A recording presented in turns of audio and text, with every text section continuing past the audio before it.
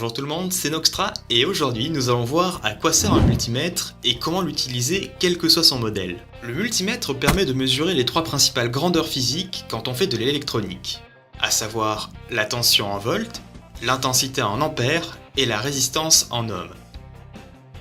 Selon les modèles, d'autres options sont disponibles, mais nous nous concentrerons sur ces trois grandeurs physiques pour cette vidéo. J'utiliserai pour présenter cet appareil deux modèles différents. Un multimètre à portée manuelle et un autre avec portée automatique. Nous allons voir juste après à quoi correspond la portée. Tout d'abord, les multimètres se présentent tous de la même façon. Un afficheur permettant de visualiser la valeur, un cadran permettant de sélectionner la mesure à effectuer, et des connectiques pour venir brancher nos câbles. On retrouve également des symboles que nous connaissons, à savoir V pour mesurer une tension, A pour mesurer une intensité, et oméga pour mesurer une résistance. Mais attention, pour la mesure d'une tension ou d'une intensité, il ne faut pas confondre le continu et l'alternatif. Le continu se représente avec un grand trait et trois petits en dessous, tandis que l'alternatif se représente avec un tilde. Pour mesurer une tension, on commence par brancher les câbles. Le noir toujours sur le COM, et pour une tension, on vient chercher l'emplacement avec le V. Nous allons commencer par mesurer une pile 9 volts, et c'est maintenant que nous allons voir la notion de portée. Pour un cadran manuel, il faut se demander entre quelles valeurs notre mesure est comprise. Ici, on sait que c'est 9 volts.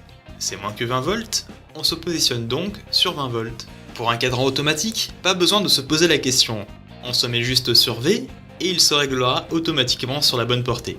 On place ensuite nos sondes en parallèle du composant ou de la pile à mesurer, car un voltmètre est considéré comme une très grande résistance.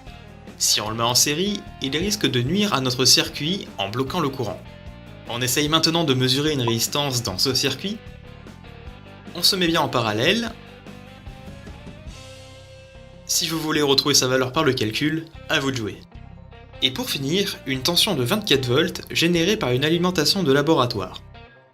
Ici, on remarque bien que le multimètre à portée automatique change automatiquement, contrairement au manuel pour lequel il faut augmenter la portée jusqu'à 200 volts. De même que pour une tension, on vient brancher nos câbles sur l'emplacement adéquat, soit sur mA pour mesurer jusqu'à 200 mA, soit sur 10 A pour mesurer une valeur supérieure à 200 mA. Si vous avez un bon multimètre, il y a normalement marqué Fused dessus, ce qui signifie qu'il est protégé contre une surintensité si vous dépassez les 200 mA. En soi, vous n'aurez qu'à l'ouvrir et changer un fusible. Dans ce même circuit, je sais que l'intensité se rapproche de 25 mA. Je me règle donc sur 200 mA.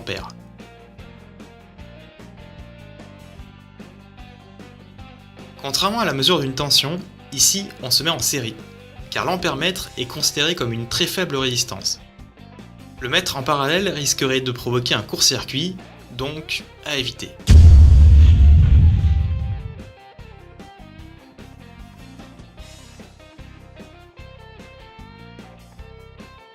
Pour mesurer une résistance, il faut absolument que le composant soit en dehors du circuit pour ne pas fausser la mesure.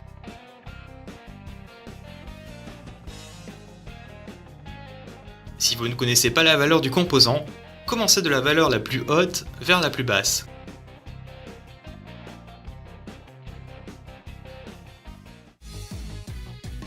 J'espère que cette vidéo vous aura aidé. Si c'est le cas, n'hésitez pas à mettre un pouce bleu et à vous abonner.